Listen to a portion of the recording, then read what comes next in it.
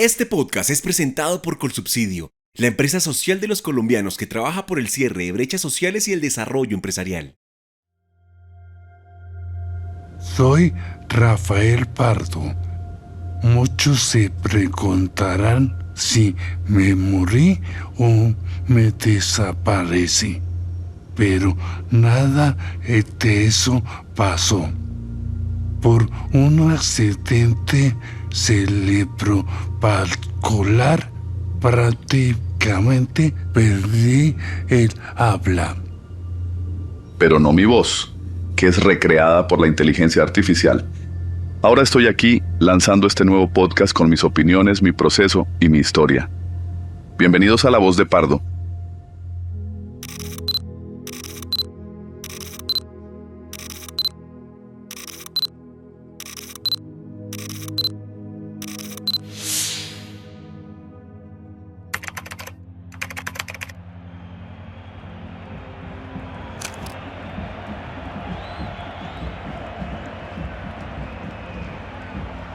Lo más justo sería empezar por el fútbol, actividad con la que tengo el más claro recuerdo de infancia, en el colegio cuando recreábamos el clásico bogotano entre Santa Fe y Millonarios. Todo el curso se hacía del lado del equipo azul. Eran los años 60 y acababa de pasar la época de El Dorado, la era que más títulos le dio a Millonarios.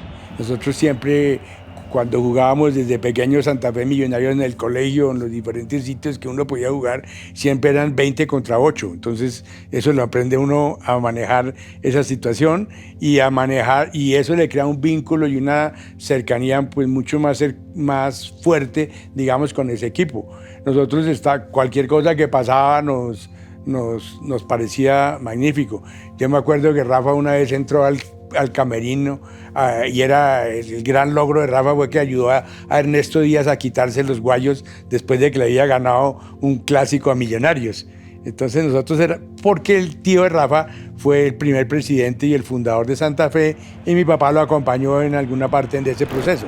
Yo iba con mis tíos y primos al estadio El Campín, pues a mis padres no les gustaba el fútbol. Sin embargo, el fervor familiar por Santa Fe era tal que los almuerzos donde mi abuela materna, Margarita Caro de Rueda, eran interrumpidos cada 15 días para poder ir al estadio. Y así, gracias a la cercanía de mi tío Gonzalo con el equipo, tuve la oportunidad de ver a Osvaldo Panzuto, Totogol Perazo y el Zipa González, las figuras en los 60.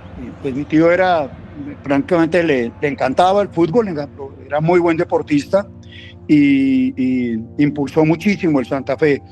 Recuerdo trajeron jugadores de Panzuto, Perazo, que eso fue en la década del 50, ¿no? Y 60, pero ya en el 70 sí me acuerdo un equipo buenísimo que tuvo el Santa Fe, que era un yugoslavo, Tosa Milicevic, que era el técnico, y juzgaba Campas, juzgaba Cañón, Tumaco González, una cantidad de jugadores buenísimos, y en ese año, en el 71, Santa Fe fue el campeón. Y me acuerdo todos los domingos, un hermano mayor mío tenía un Land Rover y él iba recogiendo los hinchas del Santa Fe, incluido a Rafael, lo recogíamos y íbamos todos al Campín. De la mano del técnico Gabriel Ochoa Uribe fuimos campeones en 1966, luego de 5 años de sequía. Y recuerdo que el club sacó una revista para celebrar los 25 años de su fundación. Ser hincha de Santa Fe, en esa época sí lo descubrí, tiene una cosa muy importante y es que da carácter, ¿sí? Es muy difícil ser hincha de Santa Fe, pero también tuvimos épocas muy lindas, de la época del año 75, el equipo del 75, que es un equipo fabuloso. También me acuerdo de la época de Pandolfi, de Recupero, de Jaime Rodríguez. El DT de Santa Fe era Francisco Ormazábal, un chileno que en el país dirigió también al Medellín y al Unión Magdalena. A finales de esa misma década se acabó la gloria del equipo porque Guillermo Cortés, mejor conocido como La Chiva, vendió sus acciones a un grupo que tenía que ver con la flota Usaquén. Así la compraventa de equipos de fútbol, incluyendo las acciones de Santa Fe, terminaron en manos de un testaferro del cartel de Cali, dueño para entonces del América de Cali. Por eso, no en vano el club se convirtió en una especie de sucursal de América y cada jugador que destacaba en Santa Fe era inmediatamente transferido al club caleño. Ese fue el punto de partida para un periodo de 37 años sin levantar título alguno. Y como nunca ganábamos, tuve que ingeniármelas para fomentar entre mis hijas la pasión por Santa Fe. Hubo una época muy mala de Santa Fe, o pues eventualmente Santa Fe siempre ha sido peor que el fútbol europeo, pues. Y nos ponía al Arsenal, partidos del Arsenal que eran con camiseta roja, como para que pensáramos ese era Santa Fe, que Santa Fe era así de bueno. Obviamente nosotros, pues además de ser 3 mujeres, no, pues nosotros no distinguimos entre fútbol muy bueno y muy malo, pero él, o pues por lo menos no tan chiquitas, pero él sentía que sí y él nos ponía al Arsenal para que nosotros pensáramos que Santa Fe era pues lo último. Parece Santa Fe, entonces así pensábamos que eran buenos, no es que sean malos, pero pensamos que jugaban como el Arsenal. Por muchos años íbamos al estadio todos los miércoles, creo que era, ya no me acuerdo, y los domingos el partido que fuera contra la persona que fuera.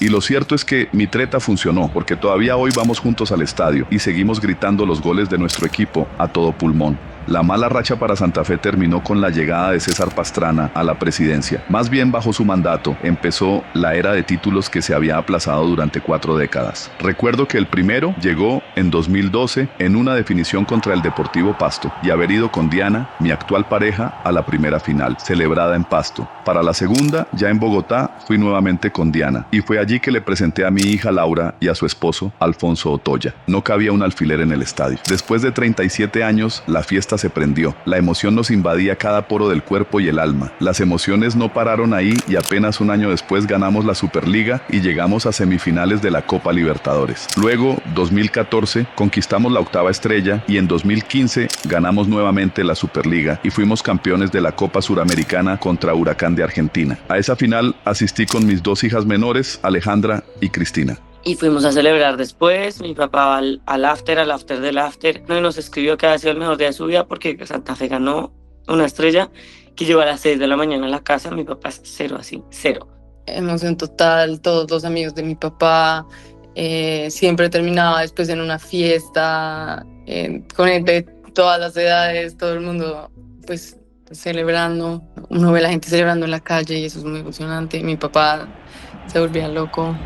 En 2016 vino la 9ª estrella y logramos quedarnos con la Suruga Bank, una copa intercontinental organizada por la Conmebol y la Asociación Japonesa de Fútbol. Y para cerrar aquella ilustre e inolvidable era, en 2017 volvimos a ser campeones de la Superliga. Pasó entonces que renunció César Pastrana y entró Eduardo Méndez a la presidencia, y ahí terminaron los gloriosos. Entonces, ahora está como fuera de control por Twitter con el tema de Santa Fe. Contra el técnico, bueno, un montón de cosas. Tanto que él, hace 2 años que hizo una fiesta de cumpleaños, Cristina y yo le llevamos un ponqué que sea fuera Méndez y un escudo de Santa Fe porque él tiene una campaña activa contra eso. En conclusión, podría decir que el fútbol es mi gran pasión, y como lo mío fue una pasión heredada, traté de transmitirle lo mismo a mi nieto Martín. Rafael y yo compartimos el amor por el buen fútbol, solo que él lo entiende distinto a como lo entiendo yo, porque él es furibundo amante del Santa Fe y yo pues prefiero claramente al glorioso Deportivo Cali. Cuando iba a nacer Martín, hubo unas fuertes y tensas discusiones frente a qué equipo tratar de inculcarle el amor a Martín, por cuál de los 2 equipos. Y pues, como todo con Rafael, se tiene que llegar a acuerdos racionales y metodologías prácticas. Y ahí fue donde nos dimos a la tarea de llegar a un acuerdo y que el equipo que el día que Martín naciera estuviera de primero en la tabla, pues era muy fácil ahí la decisión. Entonces mi papá dijo, Martín va a ser del equipo que esté más adelante en la tabla cuando nazca, ¿no? Entonces ese día aparece, el día que nací, mi papá recorta la tabla y el Cali está de primero en la tabla. El primer equipo el Cali y el segundo el Santa Fe. Por mí está bien, aunque el pacto incluye que los días que se enfrentan entre sí, mejor no nos llamamos. Y así como el fútbol ha regido mi vida, la escritura, otra de mis pasiones, ha estado presente durante miles de horas. A la fecha he escrito 10 libros, siendo la historia uno de los temas que más me gusta. Con Rafael ha sucedido un fenómeno muy interesante, y es que, pese a sus limitaciones físicas, él sigue siendo un personaje muy prolífico. Y de hecho, en Planeta nos entendimos eso, y los últimos 4 o 5 libros, si mal no recuerdo, pues los editamos Rafael y yo. El primero de ellos fue en marzo 9 de 1990, que es recrear toda la historia de la desmovilización del M-19. Luego de eso, hicimos otro libro muy interesante que es justamente, y lo revela él como historiador, uno que se llama 30 hechos que cambiaron la historia de Colombia. Luego hicimos Horizontes para la Paz, que como todos sabemos, Rafael fue el primer funcionario, la primera persona en Colombia que llegó a finalizar un proceso de paz con un grupo subversivo. Entonces, él es una autoridad. Dedicado a la vida pública como lo he sido, no tenía en mente que además de escribir, podía ir más allá en el ejercicio de comunicar, pero la vida supo sorprenderme. Fue así que tuve un puesto directivo en RCN, gracias a Paulo Lacerna. Cuando yo entré de vicepresidente de información en RCN, yo toda la vida he defendido el principio de que no hay que decir lo que está sucediendo cuando está sucediendo, que era el lema en ese momento de Caracol. Lo dirigía Yamid Amad. Yamid Amad siempre ha sido un defensor de la chiva a toda costa y es una persona con una gran habilidad para eso. Yo creía que lo importante no es lo que está sucediendo cuando está sucediendo, sino el por qué está sucediendo, además.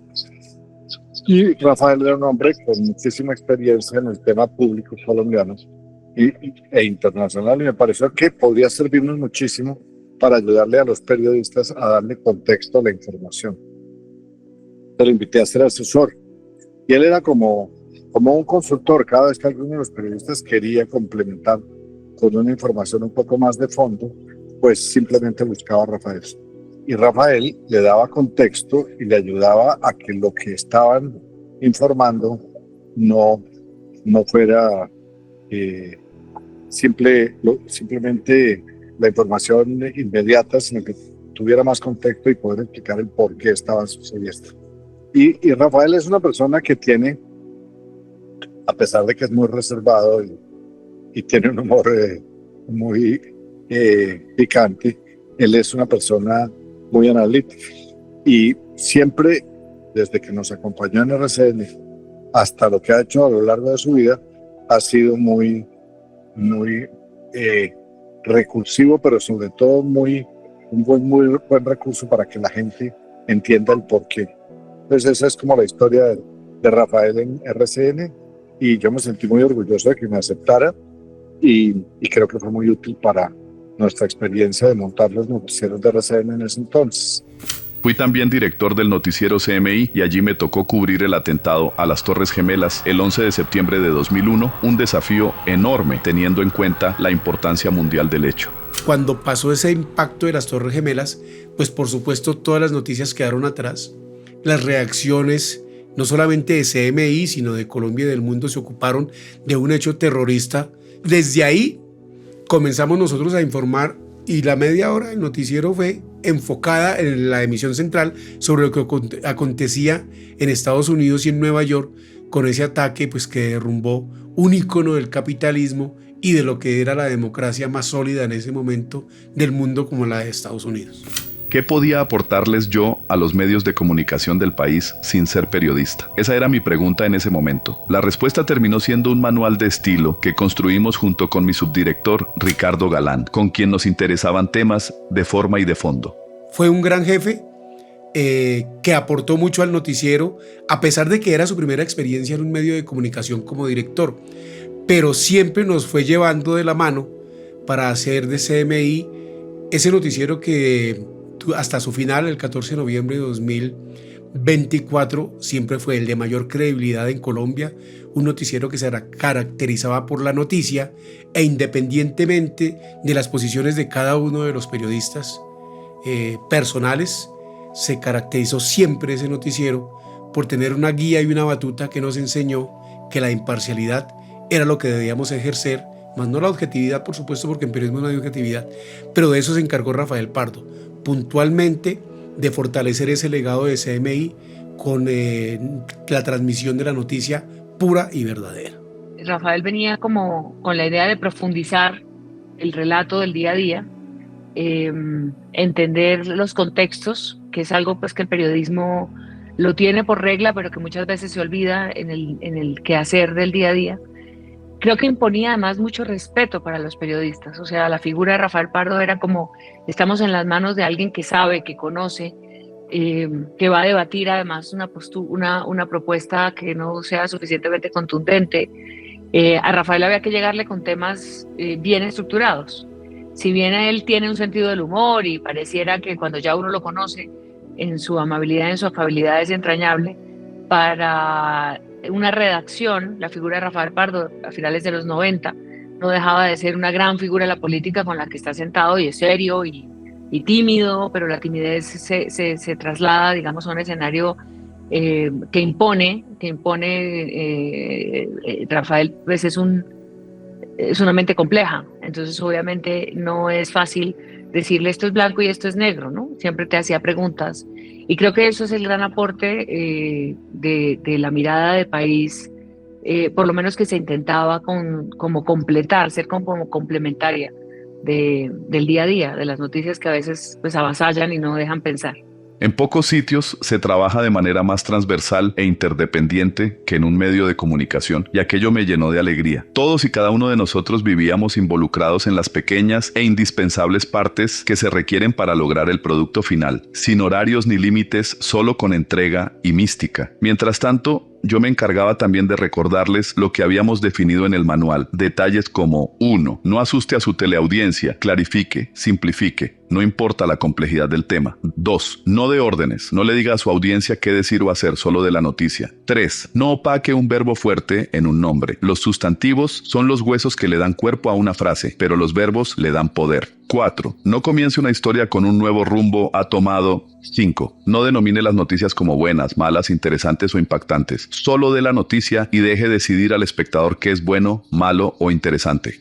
Con el tiempo me retiré de CMI para lanzarme al Senado, pero la experiencia me enseñó mucho. Cómo entender los tiempos de los periodistas y la obligación del funcionario público de responder ante los ciudadanos vía medios de comunicación, pero especialmente usar los medios para enseñar, compartir experiencias y conectar con los votantes y las audiencias. Después de mi corto paso por RCN tuve un programa de televisión que se llamaba Nuestros Tiempos. Era semanal y duró 42 emisiones. Era producido por Teleset y se emitía por Señal Colombia los lunes a las 7 de la noche. Fue una experiencia tan satisfactoria que estando en el Ministerio de Trabajo tuve una serie de programas sobre la historia del trabajo en Colombia, 20 capítulos con los textos de un libro que más tarde publiqué en el Ministerio sobre la historia del trabajo en Colombia. Pero si le preguntaran a mis amigos y a mis hijas cuál es mi pasión más grande después del fútbol, sin duda dirían que la música. Mi primer contacto con ella fue escuchando música clásica en casa, ópera incluida.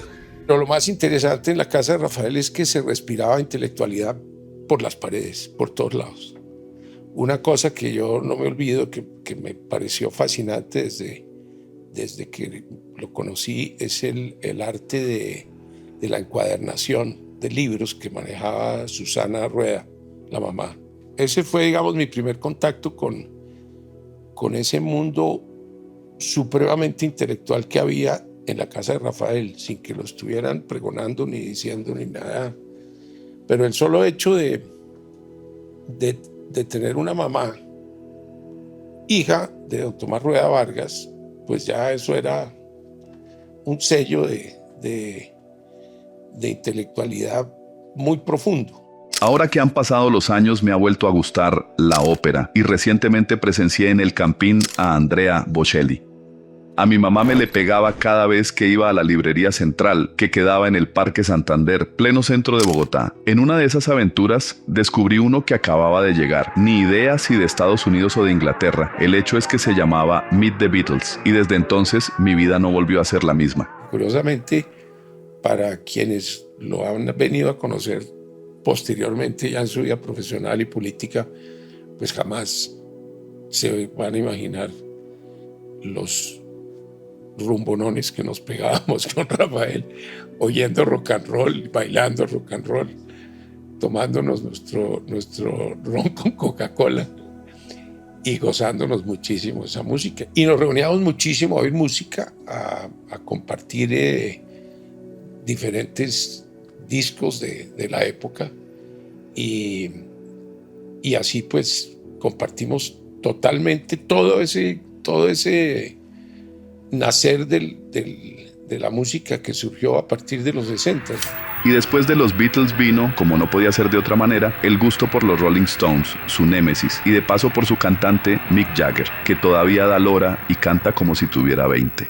La verdad es que yo conocí música, es decir, yo supe de Simon & Garfunkel, supe de Bob Dylan y supe de los Stones por Rafael, ¿sí? Y ahí fue que los conocimos. Y siempre cultivamos como ese aprecio a esa música folk green de Estados Unidos, más el rock, muy el rock clásico. Para nuestra generación, Woodstock significó un antes y un después por haber sido el concierto al aire libre más grande de la historia hasta ese entonces. Yo no asistí al concierto, pero un tiempo después llegó la película de Woodstock y la vi como 10 veces. Yo me acuerdo que no me dejaron ir, que estaba muy pequeño, y la verdad es que pues yo quería después que me lo contaran todo. Y ahí dentro, ahora que me acuerdo, también apareció Santana y uno que le parecía muy bueno a Rafael, que era Joe Cocker. Joe Cocker, que cantó esa canción de los Beatles tan especial del álbum de Sgt. Pepper. Y me acuerdo, sí, en este momento me estoy acordando claramente de que él hablaba de eso, entonces era a oír esa canción y bueno, teníamos obviamente el disco triple de Woodstock. Sí, él era como el que me iba abriendo el camino a enseñar de qué es lo que hay, porque teníamos como esa sintonía en el tipo de música que nos gustaba. Disfrutaba mucho del rock pese a no hablar inglés. En el colegio no lo aprendí, en la universidad lo balbuceé muy poco y no fue sino hasta mi viaje a Holanda que lo aprendí. Así, me quedaba complicado entender a los Beatles, a los Stones y a todos los de Woodstock, pero esa era en parte la magia de la música, conectar más allá de las letras. En la casa que crecí, arriba estaba como la oficina de mi papá, como el estudio de mi papá. Y hay una parte que estaba llena de discos. Y era mi papá escogiendo discos todo el día para poner y sonaba música todo el tiempo ahí. Siempre eran como los Beatles, los Rolling Stones, Simon & Garfunkel también. Me acuerdo de... A veces pone como vallenato, que él antes decía que no le gustaba, pero ahora ya sabe que sí le gusta y lo pone todo el tiempo. En mi cabeza mi papá es muy los Beatles y muy los Rolling Stones. Recuerdo como si fuera ayer el concierto que Simon y Garfunkel escenificaron en el Central Park de Nueva York. Recuerdo también a Bob Dylan como a uno de mis compositores preferidos. Y aunque el rock ha sido mi preferido, en una temporada me gustó el bolero, gracias a la influencia de mi tío Gonzalo Rueda Caro, tanto que incluso aprendí a distinguir entre el bolero mexicano y el cubano. Mi tío no solo idolatraba al mexicano Agustín Lara, sino que creía fervorosamente que el puertorriqueño Rafael Hernández era el compositor más importante después de Mozart. En otra época me dio por oír música de izquierda, así que mi discoteca se llenó de canciones como Avante el Popolo, Venceremos o La Internacional, mientras que ya casado me dio por el vallenato, y junto a mis hijas escuchábamos La Patillalera y Compay Chipuco, entre otros. La salsa es un género que está más presente que nunca ahora que mi hija Laura está casada con un caleño. Cuando Laura se casó, entonces tuvo que estar en clases de baile. Me acuerdo muy bien de haciendo las clases de baile y me hacía a mí también participar en la clase para que yo aprendiera. No aprendimos nada, ni él ni yo, pero bueno, creo que mi papá, según él baila muy bien. Entonces eso es lo que importa. Aquello de moverme al son de las notas fue algo que se me quedó, y con Diana, mi pareja actual, bailar se me volvió parte de la vida. Así que puedo decir que del rock he pasado a la gota fría sin problema alguno. Y declaro sin pena y con mucho orgullo que mi canción favorita de esta década es Vivir la Vida, de Marc Anthony.